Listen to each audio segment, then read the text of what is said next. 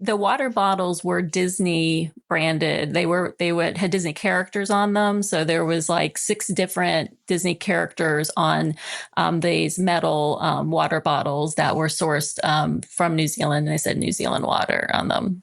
Those are on That's eBay. so cool. Those are on eBay right now.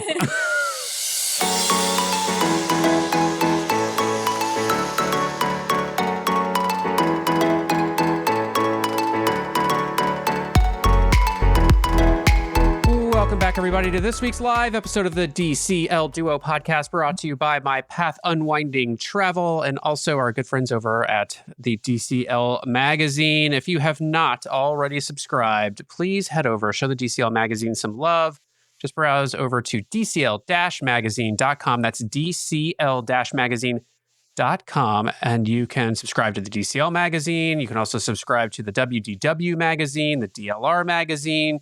So many great magazines over there in print and digital format. They've got a great calendar, some other stuff that they sell in their store, and you can take 10% off all of it by using code DCL Duo. That's all caps DCL Duo over at the DCL-magazine.com store. So welcome back, everybody. We're a little delayed this week, a little discombobulated. This is the first live show we've done in 3 weeks. The year.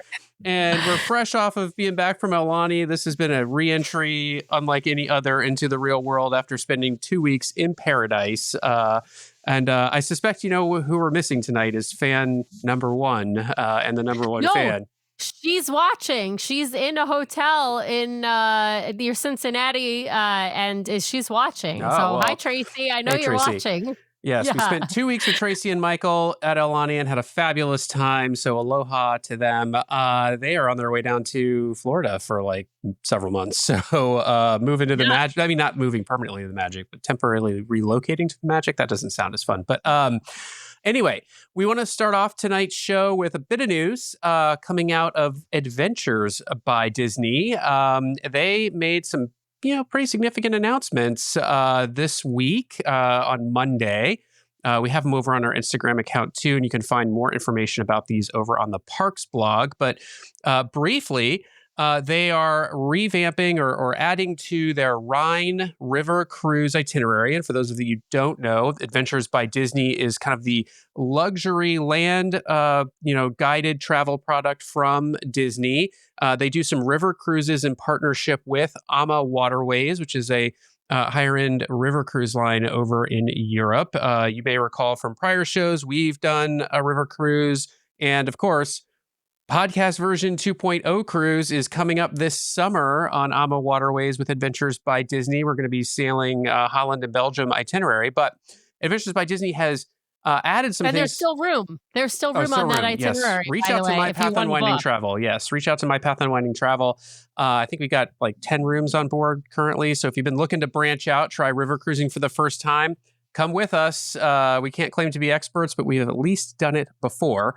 But on to the news from Adventures by Disney. So they're adding some, I don't know if it's a new port stop or just new adventures from an existing port stop or new things you can do off the ship from an existing port stop. But they are talking about, or they've added stops in Colmar, and I'm going to butcher this, and I apologize to the French. I took 12 years of French, and I'm still going to butcher it.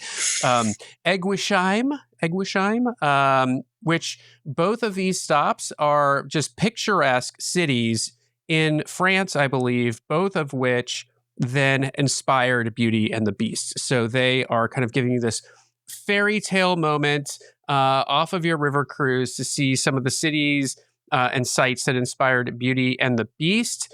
There's also an opportunity to explore Lucerne in Switzerland, which is a UNESCO heritage site. It's protected. And so all 3 of these stops will be available on Rhine River Cruises with Adventures by Disney on AMA Waterways starting in 2027. Come on, ABD, 1 year after the DCL Duo podcast cruise version 2.0, we want to go to Lucerne. We want to see Colmar and Eguisheim. Unfortunately, it wouldn't have been a part of our itinerary anyway. But if you're interested in these, you can head over to the Adventures by Disney website, take a look, or reach out to My Path Unwinding Travel. I think the bigger news here, though, to bury the lead a bit, ABD has actually been scaling back some of these short escapes that they have over the last several years. Well, they've added a new one to give you sort of even more flexibility. So these short escapes are great little 2-3 day escapes that you can typically add on beginning of a river cruise, sometimes the beginning of an ocean cruise for Disney when they're over there in Europe. This one is a Munich escape, which pairs nicely with the Adventures by Disney Danube cruise that I think that they tend to do if they've timed it right. We went to Munich to board in Vilshofen for our Christmas Markets River cruise. Munich is a fabulous city, but they're adding a brand new Munich escape. They're calling it, it's a little bit of a Bavarian appetizer. 2 nights, hands-on culinary fun, and the big finale is a trip to, this one I'm really going to butcher, Neuschwanstein Castle, the literal inspiration for Sleeping Beauty Castle at Disneyland, a bucket list for any true Disney fan out there. So again, that is a new ABD Short Escape add-on, will be available and starting in 2027. And the 2027, I believe, River Cruise and Short Escape itineraries actually, I believe, went on sale yesterday for ABD insiders who have done 3 or more adventures. And then today they were bookable for those who are adventure insiders who have been on 1 or more prior adventures. And then they open on Monday for booking for pretty much anyone who has some Disney affiliation. If you have sailed on Disney Cruise Line once, have any Castaway Club status, meaning if you are a DVC member, if you happen to live in Golden Oak or are a Club 33 member, then you can book on Monday any of these itineraries. The general public, meaning you don't have any of those Disney affiliations that I mentioned, can book on Tuesday. So it is, these itineraries are bookable right now for some people and soon to be bookable starting on Monday and Tuesday. I have one other piece of news that I just found out from our travel advisor, Kaylee, from My Path Unwinding Travel. Sam said it was coffee related. Starbucks on board? It's coffee related. And so this is actually Brian's specific news. I feel like Brian is the target audience for this news. It's not Starbucks, Brian. But on the Disney Treasure, which means Wish class ships, there is cold brew available in the concierge lounge. You just have to ask for it. I'm not going to upgrade to concierge just to get cold brew when I can just buy it for $5. I'm not saying you're going to upgrade to get cold brew. I'm just saying if you're sailing in concierge, you have cold brew available now in addition to the coffee that comes in those latte machines. The bar on this show for news has really lowered just now. I just want to say that cold brew available in concierge. Well, good for you. Yay. All right. We're going to get on to the show now. Sam, do you want to welcome in our guest? Yes.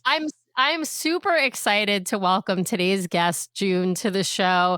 June has not been on our show before, but we have been in contact for several months now through our friend Ashley, who June is friends with as well. And who is watching eagerly from the chat, I can tell. Yeah, and who's watching it in the chat, who told us you have to have June on the show. We originally were going to have June on the show to talk about the Disney Adventure, because June was booked on, what was it, the maiden or the second voyage, June? It was like the 3rd voyage. It was in December. So she was booked on one of the early voyages for the Disney Adventure.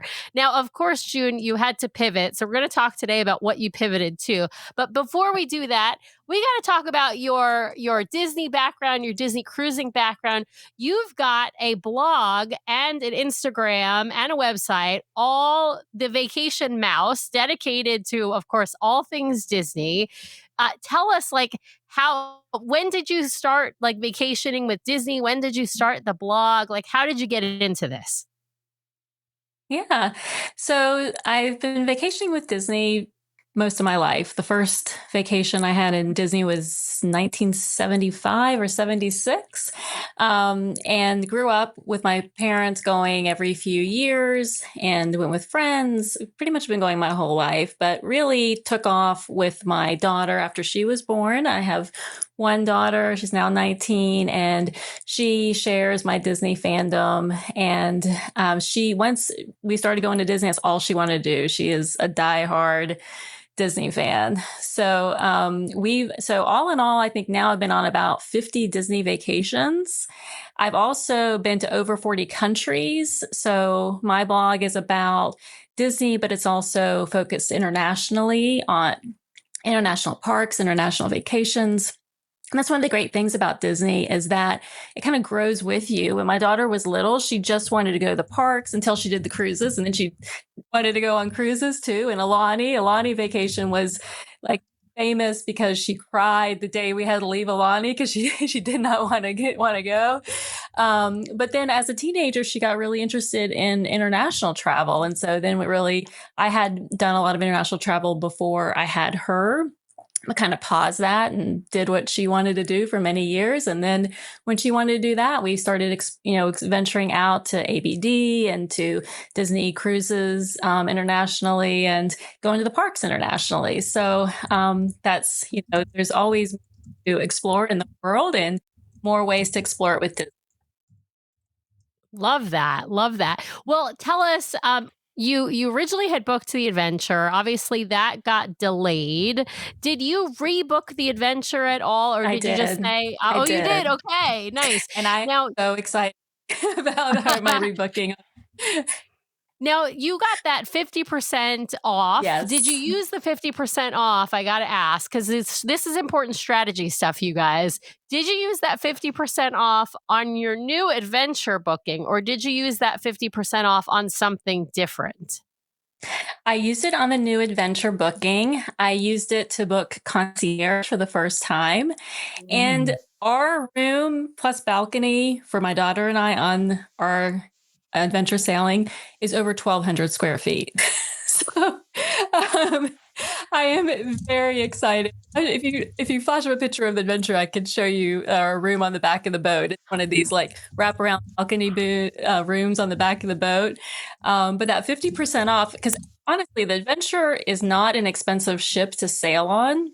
Mm-hmm. It's expensive, but the rooms themselves are not expensive. So upgrading to concierge with the 50% off and getting this room, it was just a great opportunity. So I'm super, super excited about that sailing. We will sail out of Singapore on New Year's Eve this coming year.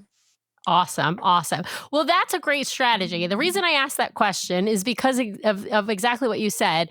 The sailings are actually not that expensive if you compare them to most of the sailings on the newer ships, for example, out of Port Canaveral or Fort Lauderdale, the Treasure and the Destiny. They're really like per night sailing. The adventure is actually cheaper. But of course, it's a costly to get over to Singapore and costly for hotels, of course, in Singapore. So it's not a cheap trip. It's just the cruise portion is not as expensive. But that's actually a really smart strategy if you're going to try concierge or, pivot to a concierge sailing and you don't have the restriction, meaning the 50% off for the adventure did not have a restriction that you could not book concierge. That's a really smart way to go. So yeah, we try to tell people if you have one of those future cruise credits, don't use it on like a 3-night regular wish sailing. Like use it on the more expensive sailing, whether that's Alaska or Europe or concierge booking or whatever. Like think of it strategically because you want to get the most for your money. Well, tell us, you decided to over the holidays, or really it was earlier mid-December. It wasn't over Christmas, but tell us why you decided to go. I mean, you'd originally planned on going to Singapore. Why did you pivot to New Zealand? Yeah. So when the delay happened with Adventure, that was September. So we didn't have a lot of time to figure out what we were going to do instead in December. And we priced out actually the Destiny, which would have been on a very early sailing of the Destiny, and actually had booked that and then switched to New Zealand. And the reason we switched to New Zealand was, one, we actually got some money back from the New Zealand sailing because, again, it was less expensive. Just that region is less expensive. The dollar's stronger in the region. So it was less expensive sailing. But also we had heard that this was Disney's Farewell for Now tour which is really sad. I'm hoping that's temporary and they'll come back to New Zealand. But so it just seemed like an opportunity that we, may not have again for a while if we didn't take this opportunity to sail in New Zealand, someplace we haven't been. And just was a unique opportunity though. So we grabbed a hold of the chance to do that. Awesome. Well, it's a really long trip from North Carolina all the way to New Zealand. Did you guys, obviously, there isn't a direct flight, but where did you all have to fly through? And did you spend any time in New Zealand or perhaps Australia on the front or back end of the trip? Yep. So we flew from North Carolina to LA and then LA direct to Auckland, New Zealand. It really wasn't, it was about the same distance as flying to Japan. We went to Japan this past April, and it was basically the same flight from LA to Japan versus New Zealand. So a 12-hour flight from LA direct. And I actually don't mind those flights. I think it's easier than flying, honestly, from East Coast to Europe, because when you go East Coast to Europe, you have about a 6-7 hour flight and you really can only get a couple of hours of sleep. But if you have a 12-hour flight, you actually have a chance to sleep. And we landed and hit the ground running with the little bit of time that we had before the day before the cruise in New Zealand. Awesome. Now you flew into Auckland, which is, of course, a major city in New Zealand. Now, your sailing was starting out of Auckland. Mm-hmm. Where did you all stay the night before your cruise? We stayed at the Hilton Auckland, which is immediately adjacent to the port. So it's like it's almost like the cruise ship is pulled up to the hotel. Like it's like you could not so it's possibly... like Vancouver. It's like when you're sailing to Alaska from the Pan Pacific Hotel in Vancouver. It's like right downstairs, basically. Yeah, it could, like if your windows open, you could reach out and like touch the cruise ship. It was that close. It was like really, really close. So most everybody, it seemed like in that hotel were sailing on the cruise ship that day. That's awesome. Now, this is a 5-night itinerary out of New Zealand. So you had some port stops. This is not one of the sailings to nowhere, which we know there were some of the sailings had just sort of one stop, but not really a great stop. But yours had more significant stops. Let's start with the boarding process out of Auckland. You'd been on Disney Cruise Line before. Had you been on the Wonder before? Yes, this was my third time on the Wonder. Okay. So your experience with all of this, well, was it any different, the check-in process in New Zealand than it had been, let's say, sailing somewhere out of the States? It was very efficient, actually. And I know it can vary a lot, port to port, but we boarded very quickly. We were like group 3 for boarding, but we arrived a little bit late because we decided to go to brunch nearby before we boarded the ship. And so we showed up, I don't know, maybe 15, 20 minutes later than our boarding time, and just got in line with everybody else. And we were through the line in I don't know, 15, 20 minutes. It was really, really quick. That's awesome. Did you find that the other passengers were mostly Kiwis, mostly Aussies? Were there any Europeans, Americans mixed in? Like, what was the demographics of the folks, nationality-wise, who were on your sailing? It was very much primarily Kiwis. And I'd say 80+% Kiwi, and then maybe 10% Aussie. I mean, that combination was 90%. And this is just going by applause. Like they did a poll in the theater. So very, very heavily Kiwis, and then Aussies. And then I'd say the last 10% was everybody else in the world, from, Asians, Europeans, and US, and predominantly first-time cruisers as well from the applause. Oh, interesting. Yeah.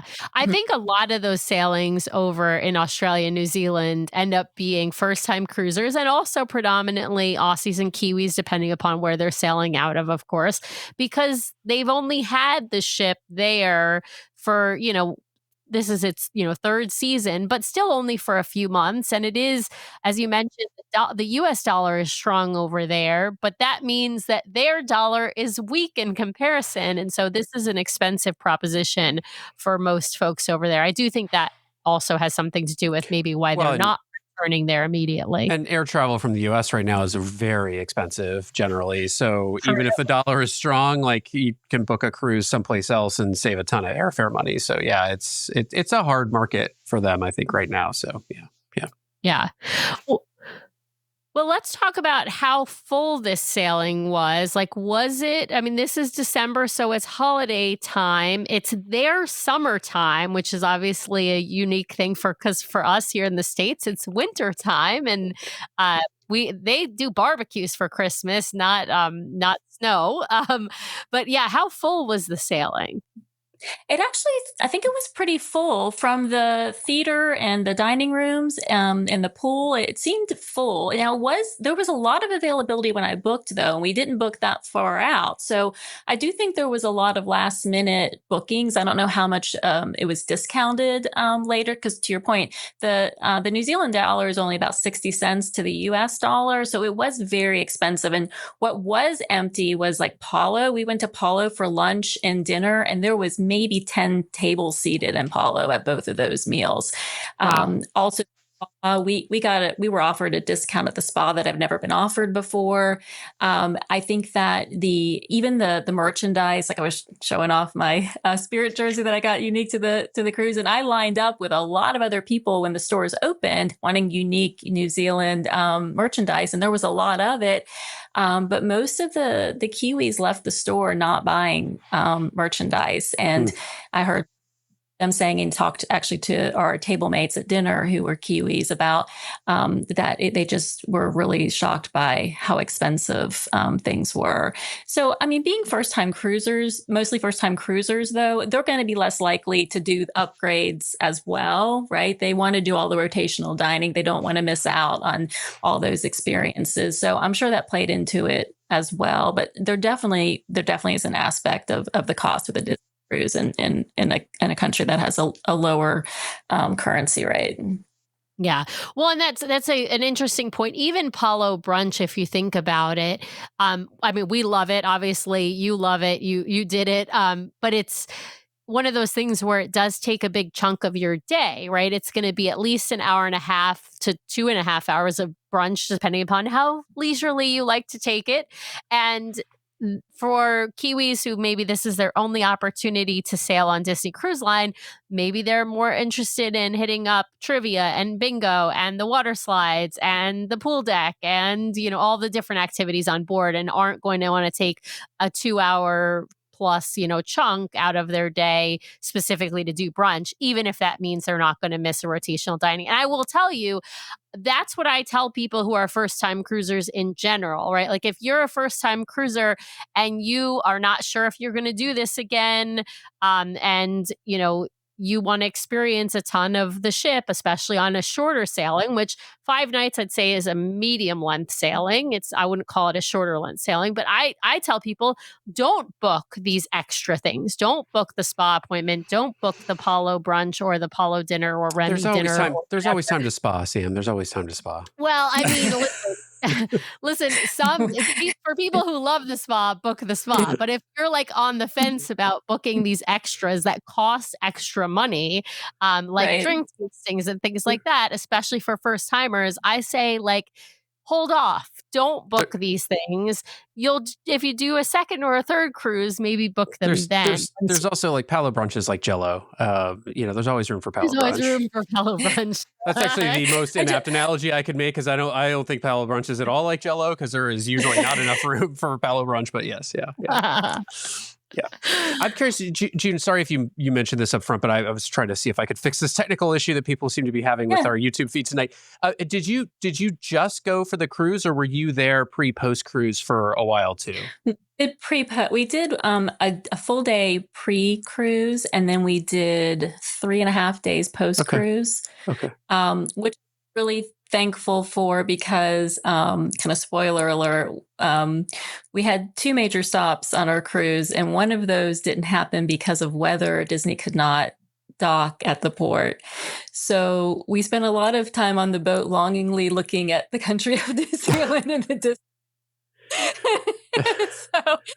So we were initially like, oh, these fat sea days are gonna be really good because they're gonna force us to like relax and take a vacation in between like all our excursions and days before and after and all the travel that we were doing to go there and back in 10 days.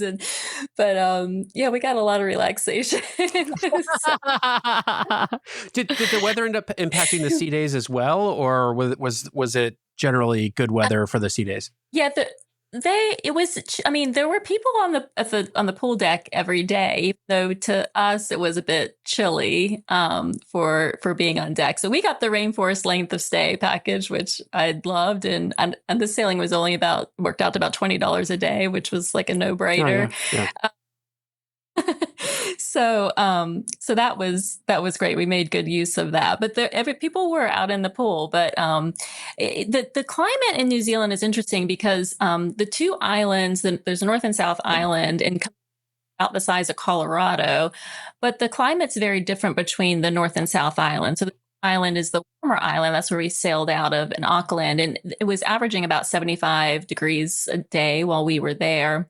The South Island would be this time of year typically more closer to 60 degrees. It's more Rocky Mountains, so it's a higher altitude, and plus it's further south. But there was some weather conditions going on at the time that brought it to more like the 50s when we were there.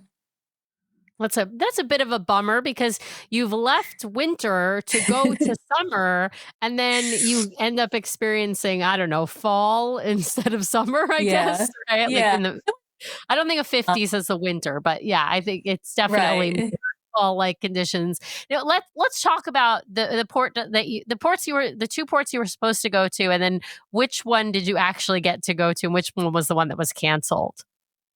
Yeah, the two stops were Wellington, which is at the bottom of the North Island, and then Christchurch in the South Island. So we were able to stop in Wellington, and there we did an excursion to do Seal Coast Safari, is what it's called. It's offered through Disney, but we did book it outside of Disney because we saved a good bit of money by doing so. And I always caution people, like, if you're going to take that risk, make sure there's a lot of time between your return time to the port and the time that the ship sails. And this was just a morning excursion, so there was lots of time and so little risk with that. So we did get to do that excursion in Wellington. Awesome. What did that entail? So it entailed a couple stops, actually. So they took us across Wellington, and we stopped at a natural like park area where we got a tour of the foliage and got to see some different birds. So we saw a couple different bird species that are native to New Zealand. New Zealand has a lot of endemic species that can be found in New Zealand. Really, really interesting. We'll talk later about the kiwi birds, which we fell in love with, but we didn't see any in the wild. They're very hard to spot, but we did see this. We saw, I think it was called kaka and a cararoo. One is like basically a wood pigeon.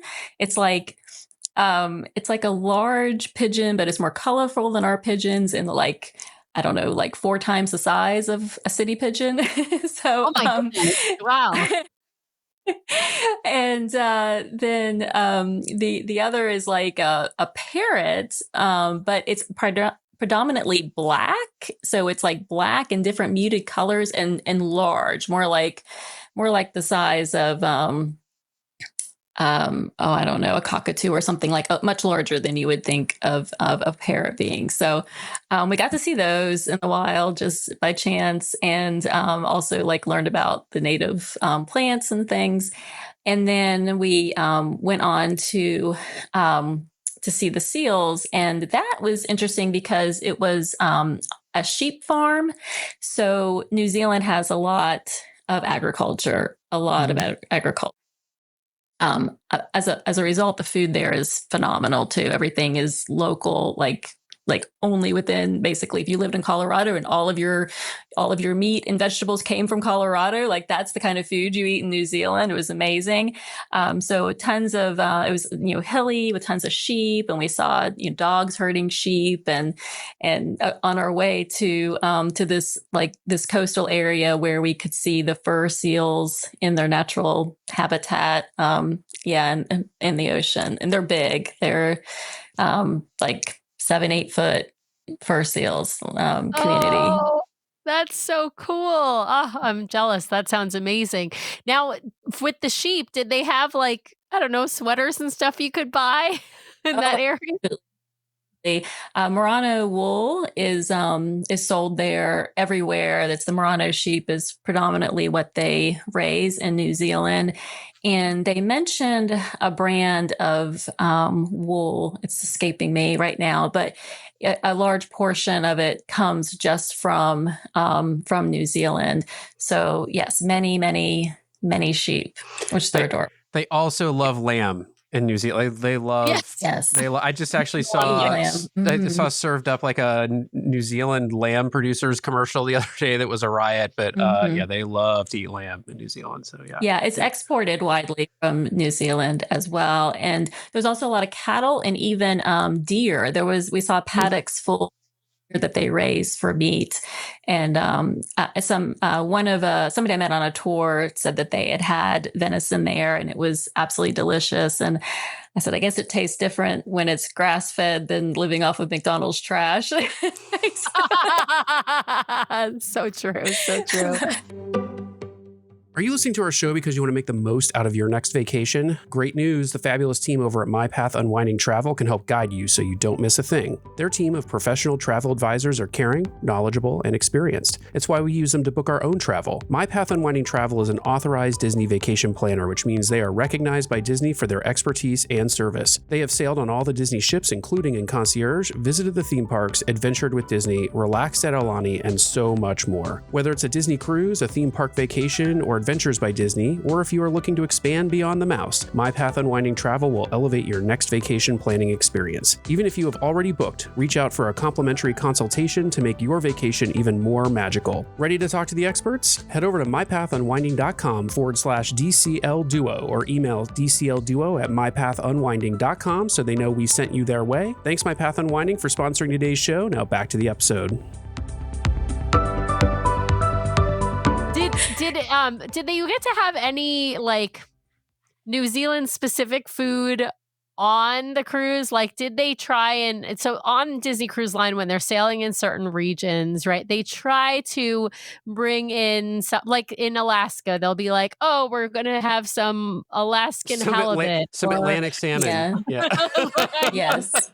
Yeah. They probably had beef Wellington on the menu, even though I don't think that comes from New Zealand, but yeah. Yeah, I don't know, but did they have anything that they were like trying to bring sort of the theming or like at least the inspiration from New Zealand on board? Yes. So not as much in the meat. And I was expecting that. I was actually looking on the menu to see if they called it. I mean, they did serve lamb and beef, but they didn't call out if it came locally from New Zealand, though I do think they source a lot, just, logistically, they source a lot in region when, wherever they are. But they did really highlight the New Zealand and Australian wine. So New Zealand and Australian has a lot of wine territories. And on the main dining menu, they had one page of all New Zealand wines and 2 pages of Australian wines. Wow. They also, they had a really good selection. So that was really nice. And they also had New Zealand water, and it was, I think it's Riddle or Riddle. It's Riddel is the brand of the water. And I have some photos on my blog if anybody goes there, but the water bottles were Disney branded. They had Disney characters on them. So there was like 6 different Disney characters on these metal water bottles that were sourced from New Zealand. And they said New Zealand water on them.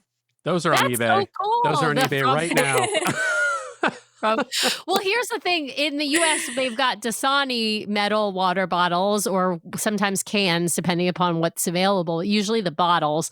And that's what you can purchase if you're purchasing a water package on board. Or if you happen to be sailing in concierge, they'll just be grab water bottles you can grab from the coolers. But they've got to have bottled water because some people want to buy bottled water. I will give a plug for Disney Cruise Line water. Like their water filtration systems are actually really amazing. And so Mickey water on Disney Cruise Line is not like Mickey water at Walt Disney World. Mickey water at Walt Disney World is disgusting. It tastes gross. I do not recommend drinking it at any of the restaurants. Like when you get served in ice water, it is not good. Disneyland is fine. Disney World, I don't know what's up with that water. It's gross. But Disney Cruise Line has some of the best water. It's like really, really good.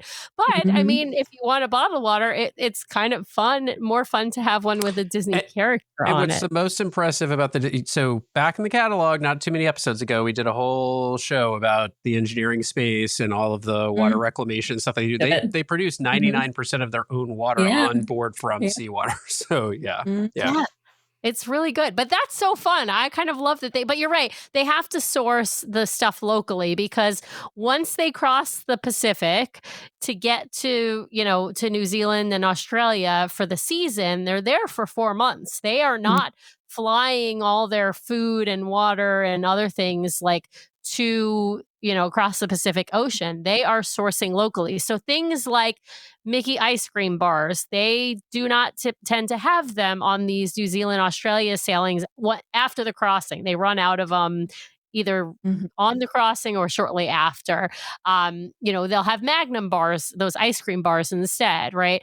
The chicken tenders are going to be different. The soda flavors and syrups might be a little bit different, right? So there's going to be some things that are different. Now, I assume you experienced that on board, June, where did the soda, I don't know if you're a soda drinker, but were the soda options different or taste different on board? I'm a drinker. I'm sorry. I was That's drinking okay. all my big case of bottled water that came with the free cooler. There you go. You got to collect all the characters. I mean, there's no doubt. I mean, I would be probably drinking some Malbec because, like, Australia is really well known for Malbec, which is a red wine that's phenomenal. New Zealand has wonderful Malbec as well. But those are the things. But did you hear rumblings from anybody else about the fact that, I don't know, the chicken fingers tasted differently or that they were different? Were people complaining about all bars? Cruisers, so they didn't know the difference. Honestly, maybe one other American family on the cruise ship. There was really nobody else. Wow. All right. Well, so you had a great excursion. It sounds like in Wellington. It's kind of cool that you got to go to Auckland and Wellington because those are the two biggest cities. Sorry, Sam. Hold on. I have to share this comment from Ashley. What is the point of a Disney cruise without Mickey ice cream bars? Preach. Although I have discovered I vastly prefer the Mickey head ice cream sandwich to the Mickey bar. Yeah. Sorry. Mickey ice cream sandwich. Yes, always beats the Mickey ice cream bar. Magnum ice cream bars are delicious, though, you guys. So there's nothing wrong with a Magnum ice cream bar. My mom always keeps the Magnum minis stocked at home. So there you go. Yeah. Yes. So, but you got to go to the two largest cities in New Zealand as your debarkation port being Auckland, and then getting to go to Wellington. You missed Christchurch because of the weather situation, but we got to talk about stuff on board. Actually, can I ask real fast? What did you have an excursion booked in Christchurch? And if so, what was it? Oh yeah, and what happened to it? Yeah, so it was Crater Rim Walk. So it was a hike around, the top of a crater. Really wish we could have done it. And it was the only stop on the South Island. We were kind of lucky that things didn't work out how we had originally planned. I'd actually called Disney and asked them if we could disembark in Christchurch and not go back to Auckland because we wanted to see more of the South Island. And I've done that on other cruises, but I always, call to ask because they don't allow you to do it everywhere. But they told us that we couldn't do that on any New Zealand cruises. You couldn't get off anywhere other than the debarkation point. But that was probably for the best, because if we had planned everything around disembarking in Christchurch and then couldn't port there, that would have been a much bigger problem. Yes. Missing our excursion. So, that's a really good point. I will say, I think in general that Disney Cruise Line doesn't let you, I know other cruise lines will let you disembark at other ports sort of partway through a cruise. I think Disney Cruise Line is generally very strict about that, not letting people do that, unless, of course, there's an emergency, right? Like somebody gets sick and has to emergency debark or whatnot. But a lot of it is just like the logistics of like Well, immigration and things like that. On these cruises, New Zealand and Australia are extremely strict with their immigration. Yes, so they I are, could they imagine are. that was like a no-go Yeah. from a, we can't just let you off here because the immigration and customs won't allow for it. Yeah. So yeah. we did it with Disney Cruise Line on really? the at Le Havre, which was the port to go to Paris. We did that instead of going on to back to Southport, England, because we wanted to spend time in Paris, and they allowed us to do it for that sailing. But always call and check, and yeah. Absolutely. Well, let's talk about some of the onboard stuff, because this was a maritime sailing, as I mentioned at the top of the show. So you get to have the layer of all the Christmas stuff on top of being in New Zealand in their summertime, our winter time. Was it odd, first of all, to have all this Christmassy stuff yet being in sort of a summertime environment? I'll start with that question. Yeah, not too much. And we go down to the Florida parks near Christmas a lot. I mean, I love a palm tree with Christmas lights on it. So yeah, it didn't feel too odd. I have to say, like in New Zealand in general, things were decorated, but not like to the US standard, right? You would see a tree here or there, or a decoration here or there, but it wasn't adorned for Christmas like what we're used to in the US by any means. And that's what the Kiwis that we met on the ship said. It's not quite as big of a deal in New Zealand as it is in America. So but for Disney, it was full court press. Like the Wonder was absolutely decked out, and I think the Wonder is gorgeous at Christmas. I've been on a Maritime Cruise on the Wish, which was beautiful, all white and gold, like the style of the Wish. But the Wonder, in the when you enter the Wonder, the what's it called? The grand what? The atrium. What's it called? Yes. When you enter the atrium and on the Wonder, the colors just really lend themselves to Christmas. I mean, the light fixture in the ceiling of the atrium looks like a red poinsettia. Like it looks like they could have changed it out for Christmas intentionally. Like it's so perfect for Christmas. And then they match the decorations, whereas the Wish is the white and gold, the Wonder is, the reds and greens and, traditional, colors. And being that the atrium is a little bit more compact, it's just like completely, covered in garland and, with the tree and everything. So it was absolutely beautifully decorated. And they did have a lot of Christmas activities that they fit in. So you had the tree lighting the first night, which they do on every, Merrytime cruise. They did there in the atrium, the whole big show for that with the Fab Five, and then the surprise Santa visit. And so they did that the first night, as they do on all the Merrytime cruises. And then Mickey and Minnie's holiday party on another night, which they moved. This was, I guess, originally it's on deck, or typically it's on deck, but they moved it inside also for the weather, and so that was in the atrium as well. And then they still had Pirate Night too. So nice. there was a lot of entertainment for this short cruise that they built into those nights that we were sailing. I'm assuming no fireworks though in Australia and New Zealand. Oh, there were. Oh, okay. All right. Yeah. All right. Cool. Yeah. Nice. Think there would. We missed them, and I love fireworks, but I kind of did not expect there to be fireworks. But our table mates told us that they did shoot off fireworks. That they were great. Yeah, I think for Pirate Night they have been able to do the fireworks, and then when they've done the Marvel show, the Heroes, what is it called, Heroes Unite, they've also done some pyrotechnic stuff up on deck, and so they've been allowed to do them in Australia and New Zealand sailings. It's not like in Northern Europe or Alaska where they can't do the fireworks. So that's been, I think, a staple. I think on these maritime sailings, because they've got the Mickey Minnie holiday party, deck party thing, which obviously you mentioned was in the atrium instead. They haven't been doing, obviously, the Heroes Unite when they're doing a maritime sailing, because there's only so many deck shows that they can do on one sailing, because they've got to do the main stage shows, and a lot of the cast members, of course, are doing all of those things.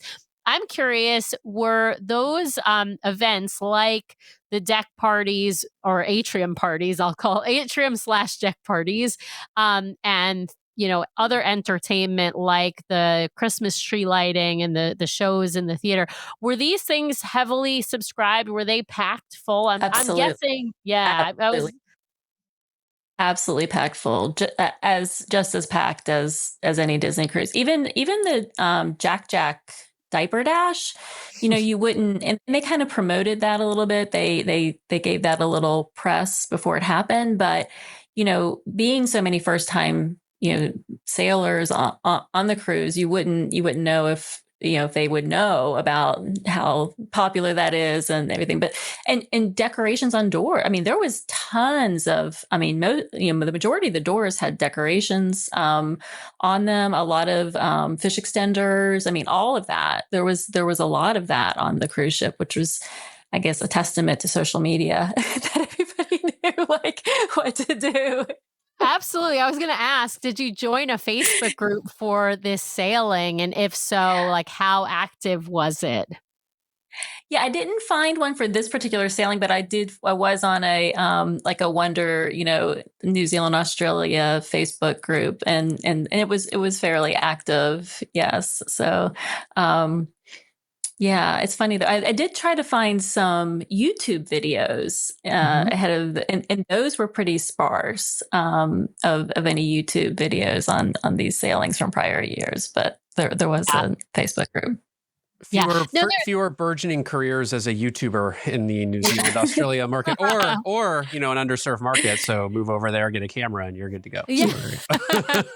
Well, I think it's just they have only had a couple of seasons over there, right? And let's be honest, like the YouTube market is mostly an American market, right? I'm not saying it's exclusively. There are other folks on YouTube as well, but I think the Disney YouTube market is more American focused, and so it's not super surprising that there's not a ton out there. But there might be. I wouldn't be surprised if there's more sort of amateur YouTube and amateur kind of influencer type stuff that you could probably find if you dig deep enough. But it's interesting, I have noticed from some of the Facebook groups that I'm in, folks really asking, folks from New Zealand and Australia, especially because of the ships being over there for the last three, or the Wonder being over there for the last 3 seasons, asking a lot of questions about, tipping, asking a lot of questions about the entertainment, about fish extenders, about door decorations, all those things. So I think you're right. I think social media has really allowed for people who are first-time cruisers to do things that you probably wouldn't expect, like decorating doors and participating in fish extenders and things like that, and finding out maybe more about the activities as well. I think what's really nice is when you've got a good, cruise director and assistant cruise director that really explain and promote those activities on the morning show or on the various announcements throughout the day.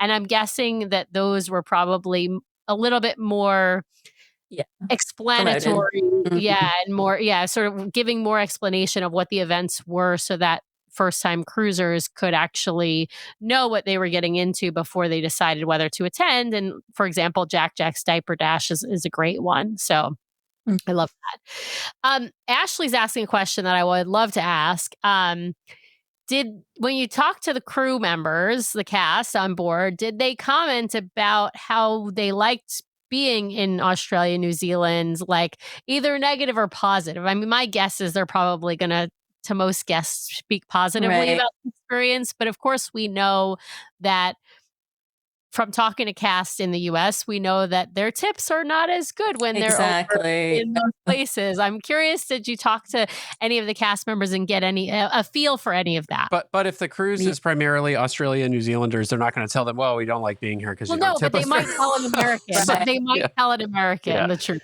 Yeah. I didn't, to be honest, I didn't ask that, but it's a really good point. And I do think that they definitely were not, they definitely were taking a pay cut, like, because it's not a typical. And, and I think, that's hard because it's Disney's model, right? So for those employees, that's very difficult because Disney's model is based upon tipping. But we researched when we went to a restaurant, I looked up, what was appropriate for me to tip at the restaurant. And I read that the average waiter at a restaurant in New Zealand makes over $23 an hour. So that everybody in New Zealand makes a living wage and they do not expect tipping. And so if you give a tip, it's really because somebody went totally, above and beyond. And wherever I did tip, people were extremely gracious and, and thankful, they definitely weren't expecting it. Nobody turned around an iPad for selling you a soda. Like, didn't happen anywhere. In fact, we had a really interesting experience in an Uber that I think kind of speaks to a very different culture in New Zealand. Or we took a Uber a short distance to a shopping area, and our Uber driver stopped when he saw somebody on the side of the road holding a sign that they were wanting a ride to Hamilton, a nearby, city. And he stopped and rolled down his window and offered money to the person who was looking for a ride to Hamilton. And the person looking for the ride said, "Oh, thank you, but no, I don't want your money. I'm just waiting for a ride to Hamilton," and refused the money and didn't take it. So we were like, we were sort of, yeah, I've never been in an Uber where my driver stopped and offered somebody money. And I've never, seen an American say, "No, no, please keep your money." Used to take it. Like, we left without giving him any money. So. I thought you were going to say he pulled over and said, "Get in. I'll take you right after I drop these folks off." Like, yeah.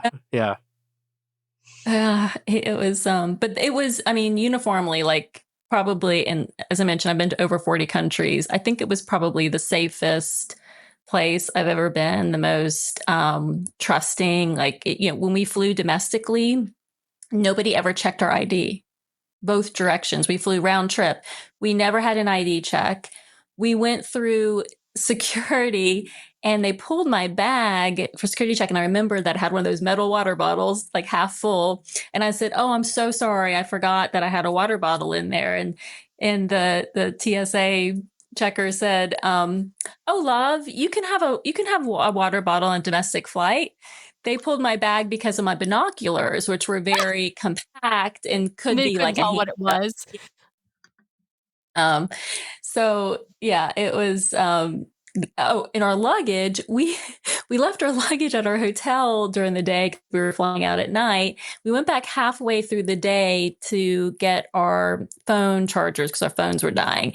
So we go to the hotel and we're like, we just, "Can you pull our luggage? We just need to grab our phone chargers." They said, "Oh, here, you can go into the luggage room." And they opened up the room, let us in, and they said, "Let me close the door and give you some privacy." We were with everybody's luggage. You could have taken stuff out of other people's We could have luggage. gone through everyone's luggage if we wanted to, but this is just like, there is literally like no crime. Clearly, like, nobody is suspicious of any. And coming from, you guys live in a city, I live in a city. Like, we were just stunned. But it was lovely. I kept telling everybody I met there, "You are so lucky you're isolated, and you would be completely overcrowded because this place is beautiful and clean, and everyone is so kind, and it's affordable, and like, it's really, really an amazing country. I can't say enough about how lovely it was." Oh, that's awesome. June, I'm very jealous. I got to ask, as we're winding things down here, I got to ask, now your daughter's 19 and Yeah. she was your travel companion on this trip. What would she say was her favorite part of the trip? And then what would you say was your favorite part of the trip? Hmm. Yeah, I think mm, I mean, as much as we loved the cruise and it was amazing, and we're huge Disney fans, it's our 10th Disney cruise. We made platinum with this cruise, and we always incorporate a Disney component of every vacation in some way. I think that our time in the South Island, when after the cruise, we went back down to the South Island and Queenstown and spent a few days, and it was just stunningly beautiful. And the most amazing thing we did there is we did a scenic flight from Queenstown to Milford Sound. Milford Sound is a fjord. Technically, it was created by a glacier, which is something I learned. The reason something's a fjord is because it was created by a glacier.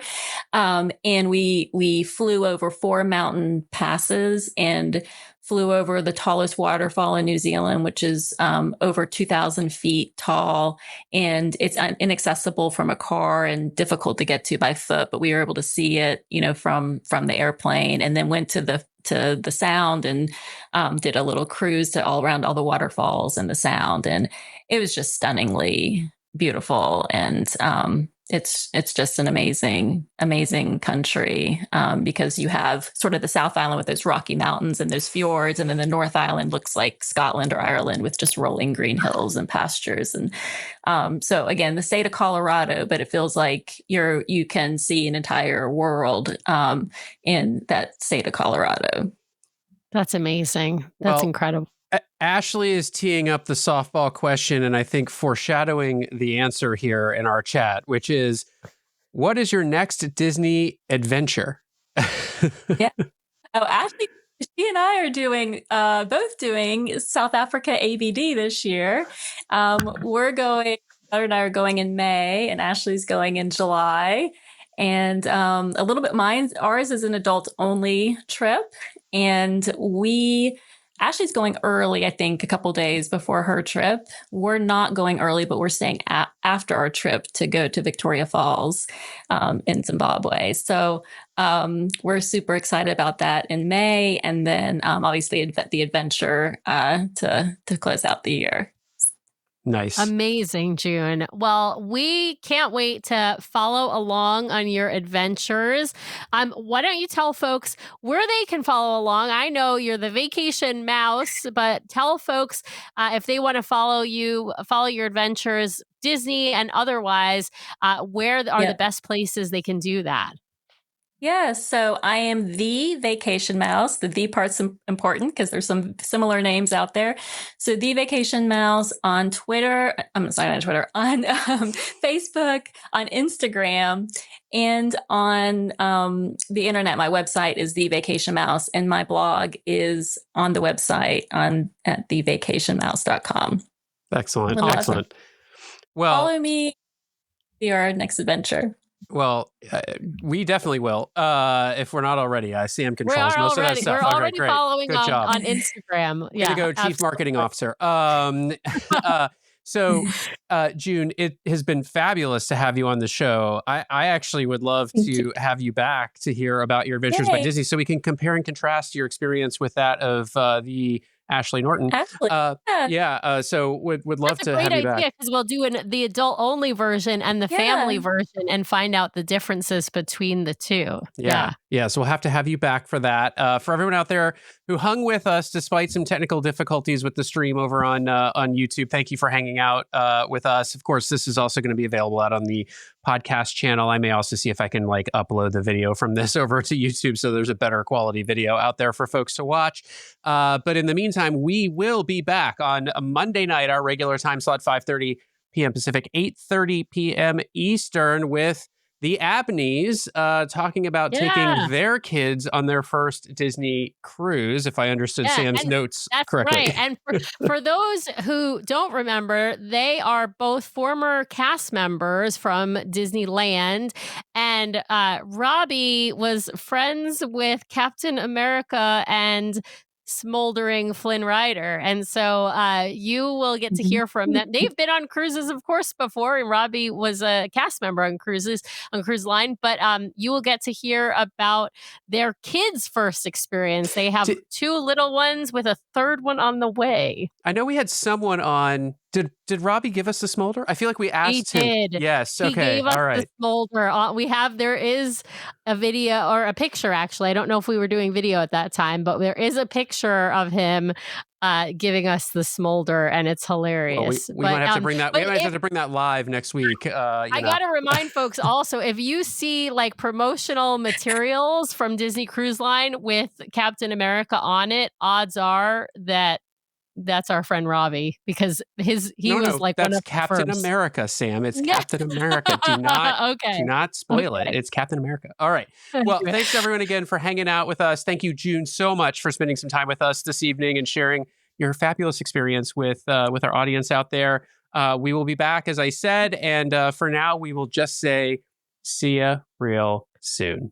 And Happy New Year. Happy New Year.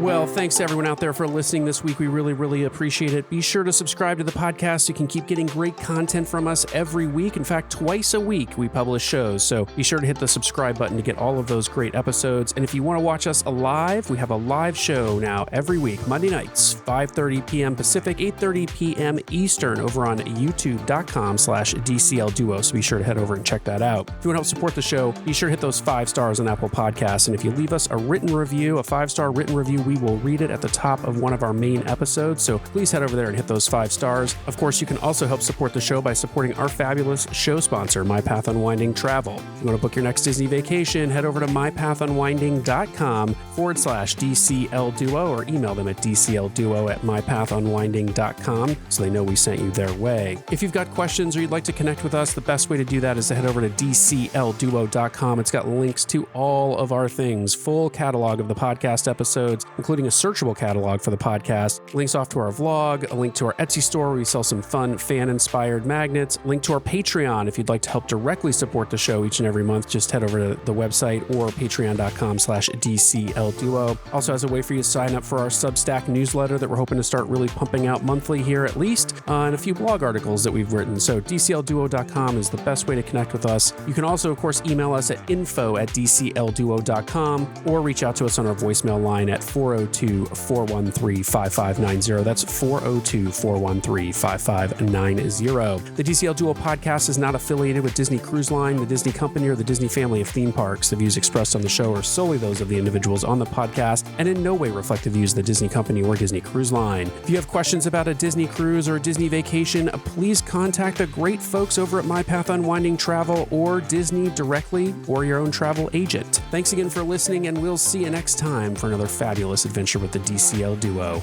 Good night.